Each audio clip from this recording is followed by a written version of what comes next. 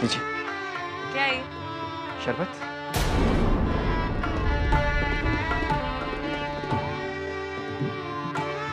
शरबत? जी। This is too much. इतनी गर्मी है यहाँ पर, ना एसी ना कुछ, ऊपर से ये आपका शरबत बिल्कुल भी ठंडा नहीं।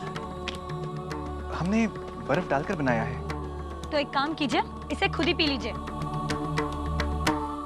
हम आपके लिए और बर्फ डालकर ले आते हैं। नहीं, थैंक यू। एक काम कर दीजिए हमारे लिए, 2 कोल्ड ड्रिंक। जी प्लीज 2 कोल्ड ड्रिंक ला दीजिए। मंगवाते थे। Thank you. बेटा ब्रिज जी। बाजार जाओ और जल्दी से कुछ कोल्ड ड्रिंक लेकर आओ। और सुनो, ठंडी होनी चाहिए। जी।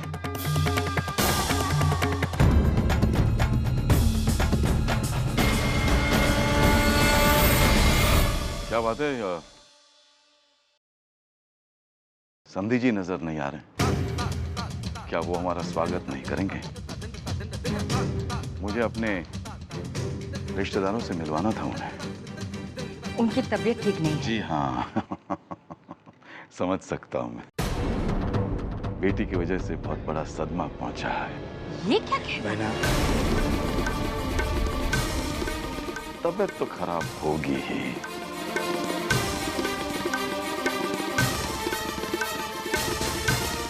हाँ हाँ बहुत बड़े घर से रिश्ता जुड़ा है। खैर अब तो मिलना जुलना होता ही रहेगा। वैसे दूल्हे की भाभी से मेरी बहुत अच्छी पहचान है। चलो मिलवाती हूँ। अरे सुनो, ये लेके जाओ। चलो चलो। शैली जी ये है वकील साहब की बड़ी बहू शैली जी। नमस्ते करो। नमस्ते। बहुत अच्छी है। तो शैली जी आज तो आपने बहुत ही प्यारी सी साड़ी पहनी है। कहाँ से खरीदी? बनारस। अब जरा ठंडा पानी हो तो पिलवाइए। घंटे भर से बोला हुआ कोई लेकर नहीं आया।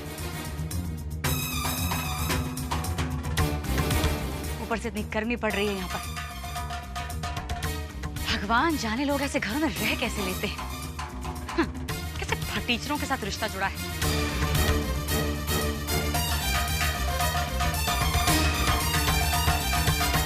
सब किस्मत की बात है शैली जी। एक समय वो भी था जब आपके ससुराल वालों की भी ऐसी हालत थी। जब ठाकुर साहब स्वर्ण भवन में रहा करते थे और आपके ससुर के पिताजी उनके यहाँ ड्राइवर का काम किया करते थे।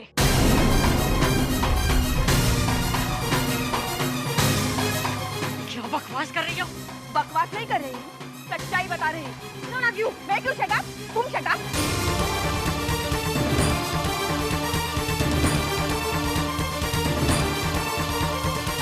बात करने की तमीज नहीं है। तमीज वाले लोगों के साथ ही तमीज से बात किया करते हैं हम। हाँ देखो शीतल, तुम मेरी इंसल्ट कर रही हो। हाँ हाँ, आप तो जैसे 4 चांद लगा रही है हमारी इज्जत में। बस बकवास हो गया। क्या बकवास हो गया? मैं मुंह बंद करूँ? अरे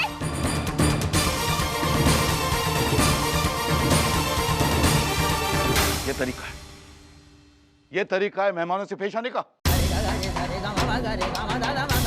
न ढंग का कोई स्वागत, न ढंग का कोई इंतजाम। फिर भी हमने शिकायत नहीं की। एडजस्ट करते हैं।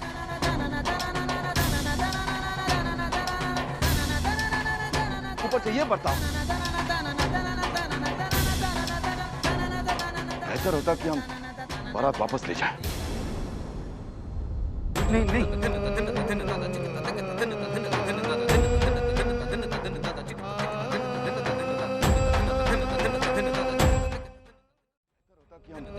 बारात वापस ले जाएं। नहीं नहीं, ऐसा मत कीजिए। मैं आपसे माफी मांगता हूँ। मैं आपके सब मेहमानों से माफी मांगता हूँ।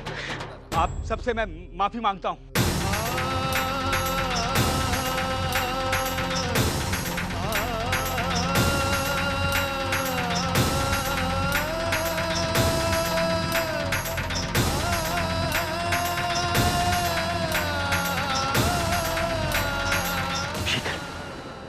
तुम अपनी बेवकूफियों की वजह से हमेशा मुश्किलें खड़ी करती रहती हो मेरे लिए।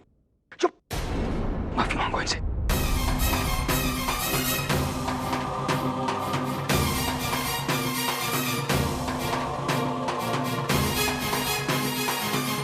माफी मांगो इनसे। मुझे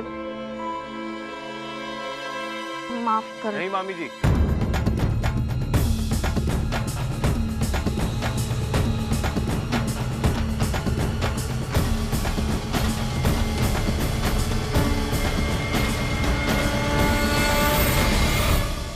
गलती सिर्फ मामी जी की नहीं है,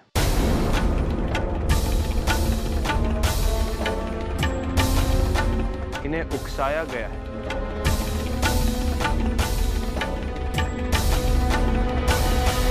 कोई जरूरत नहीं है आपको माफी मांगने की, छोड़िए ये सब।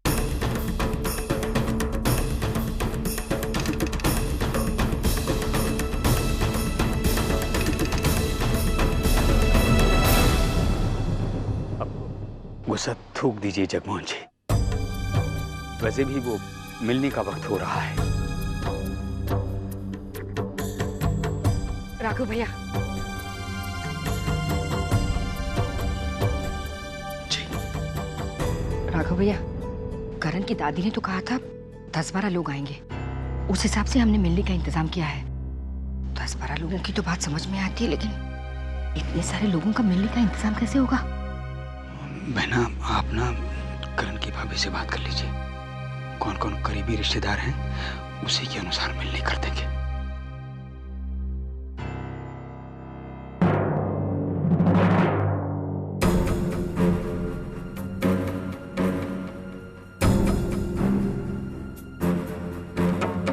शैली बेटा, आपके करीबी रिश्तेदार कितने हैं वो जरा बता दीजिए। कुल कितने लोगों की मिलनी करवानी है? पापा, ये पूछ रही है कि मिलने के लिए कितने आदमी हैं। वैसे तो सभी करीबी लोग हैं, लेकिन इन पे ज्यादा बोझ न डालते हुए 50 लोग ठीक रहेंगे। 50?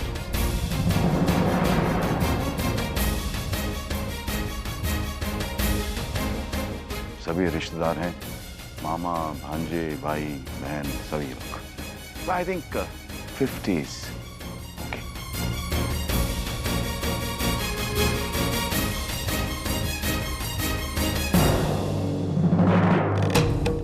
शीतल, बाकी के मेहमानों के लिए मिलने का इंतजाम करो। पैसे और कपड़े वगैरह जाओ जाओ।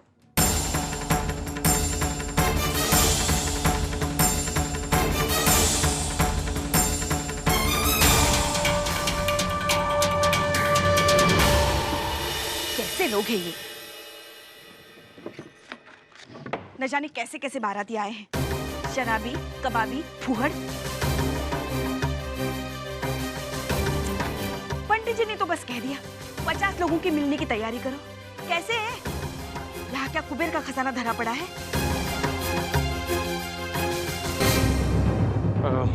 मामी जी, आप ये रख लीजिए।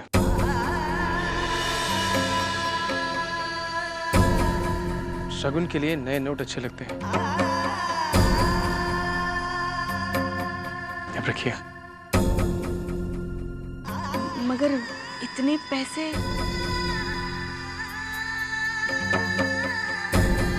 वो मैंने अपनी शादी के लिए, खैर आप संस्कार, ये पैसे तुम? दीदी, नए रिश्ते नहीं बन पाए इसका मतलब ये तो नहीं कि हम पुराने रिश्ते भी तोड़ देंगे। चाचा जी को कोई बेइज्जत करे मैं बर्दाश्त नहीं कर सकता।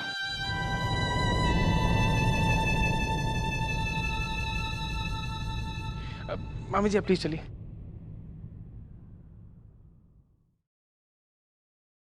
संस्कार, इतना सब कुछ हो जाने के बाद भी तुम हमारे परिवार का इतना साथ दे रहे हो, ये हम सबके लिए बहुत बड़ी बात है। काश सबका दिल तुम्हारी तरह इतना ही नरम होता, इतना बड़ा होता कि सब कुछ भूलकर आपा की शादी में शामिल हो सकते हैं।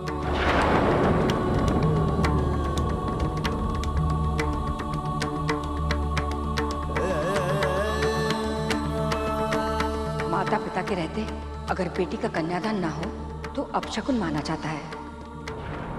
बेटी के कन्यादान की विधि किए बिना एक बाप को मोक्ष भी नहीं प्राप्त होता। काश सबका दिल तुम्हारी तरह इतना ही नरम होता। संस्कार, एक मिनट। जी।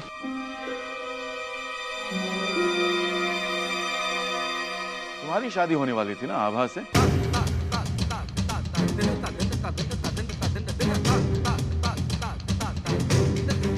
तुम्हारी शादी टूट गई, बहुत दुख हुआ, लेकिन एक तरह से अच्छा ही हुआ। शादीशुदा लड़की के साथ रिश्ता जोड़ा होता तो बाद में बहुत पछतावा होता। जगमोहन!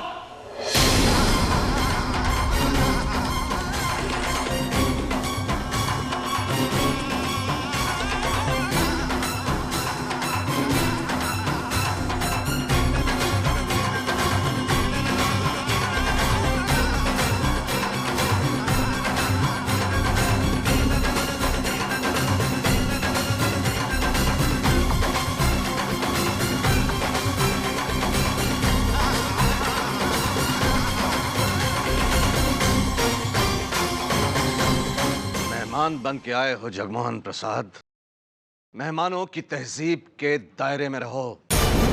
हमें मेहमान नवाजी की तमीज भूलने पर मजबूर ना करो। याद दिलाने के लिए बहुत बहुत शुक्रिया ठाकुर साहब। तहजीब से याद आया, तहजीब ये कहती है कि मेहमानों का स्वागत मेजबान करते हैं। आपकी बेटी की शादी है तो उम्मीद तो यही थी कि आप ही हमारा स्वागत करेंगे, लेकिन नो प्रॉब्लम। आपके सुपुत्र ने, स्वर्ण प्रकाश ने ये कमी भी पूरी कर दी। खैर, अब मिलने की रस्म शुरू होने वाली है, तो मैंने सोचा कि मैं अपने परिवार वालों से आपका परिचय करवा दूं, आपका और आपके पूरे परिवार का। क्यों, ठीक रहेगा? ये हैं हमारे सबसे बड़े भाई साहब, सुरेंद्र भाई साहब। भाई साहब, ये हैं ठाकुर उदय प्रताप सिंह, स्वर्ण भवन के पहले मालिक। क्या है कि नीलामी के बाद ये अपनी पत्नी के मुंह बोले भाई के पास रहने लगे।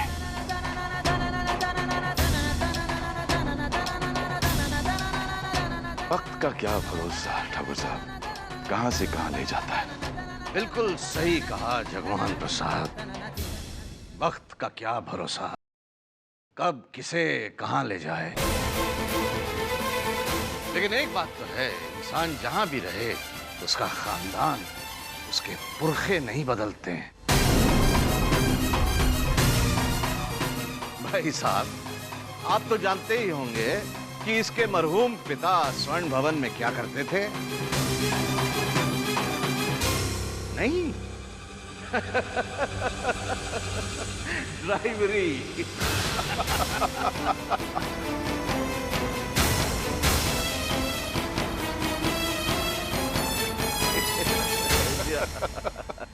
सही कहा ठाकुर साहब ने, इनकी बेटी एक ड्राइवर के बेटे के घर बहू बन के जा रही है। यही तो अफसोस है जगमोहन प्रसाद की भगवान बेटी की किस्मत बाप के हाथ में नहीं देता।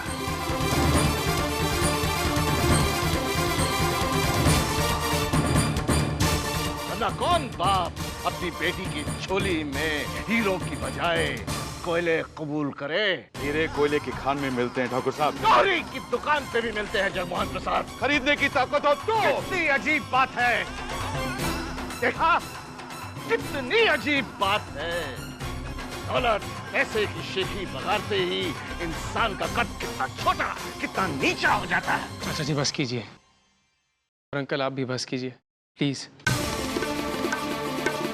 आज खुशी का दिन है, ये पुरानी बातें, पुरानी सोच, उन सब पे मिट्टी डाली। प्लीज भूल जाइए उन सब बातों को। पुरानी बातें भूल जानी चाहिए। लेकिन भाई साहब, पिछले हफ्ते की बात है, ये दूल्हा बनने आए थे, यहाँ काम कर रहे हैं अब। शायद हमारे झूठे बर्तन उठाने के लिए आए हैं यहाँ। क्यों, है कि नहीं है?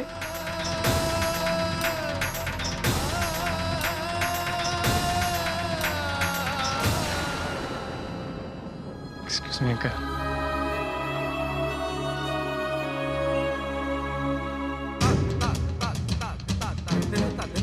और हाँ, ये इनको कैसे भूल सकते हैं हम?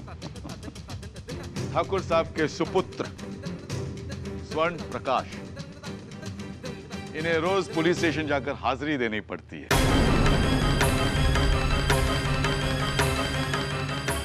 शायद इसीलिए नौकरी नहीं मिली है। बेचारा स्वर्ण प्रकाश। और हाँ, ये एक्सक्यूज मी, ये है स्वर्णलता, ठाकुर साहब की बड़ी बेटी। अब इसकी शादी टूट गई तो ये इनके साथ रह रही है।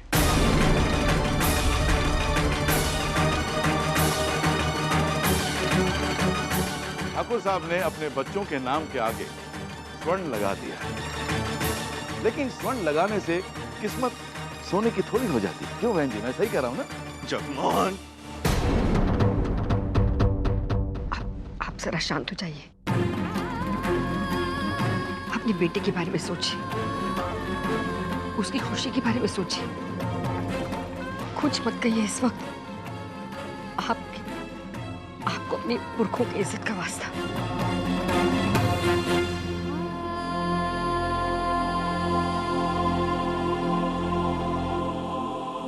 अरे हाँ, इनका परिचय तो मैंने किया ही नहीं अभी तक।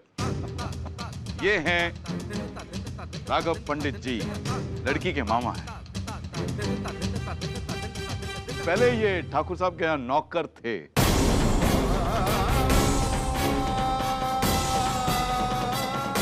हिसाब किताब में इन्होंने कुछ गड़बड़ कर दी तो ठाकुर साहब ने इन्हें स्वर्ण भवन से निकाल फेंक दिया।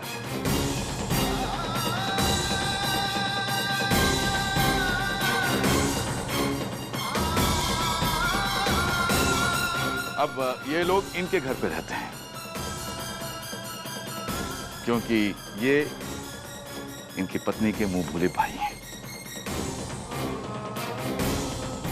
और अब ये भाई होने का फर्ज निभा रहे हैं।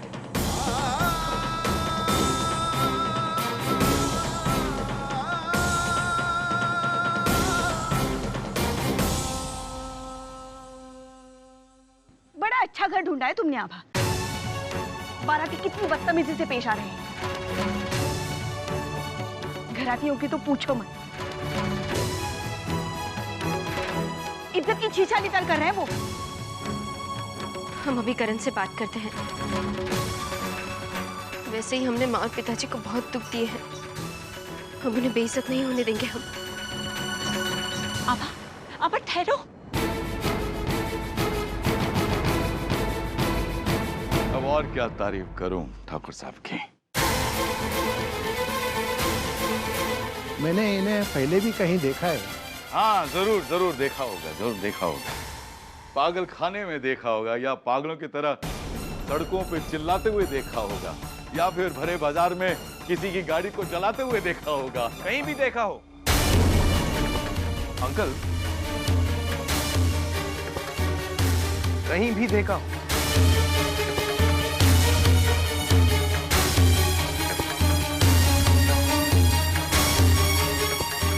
ठाकुर साहब मेरे ससुर हैं।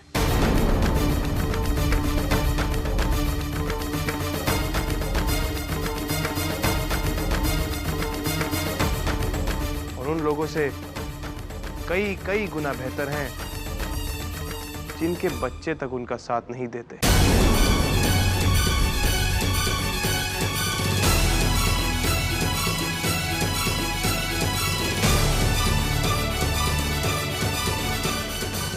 आज ठाकुर साहब का परिवार एक दूसरे के साथ है।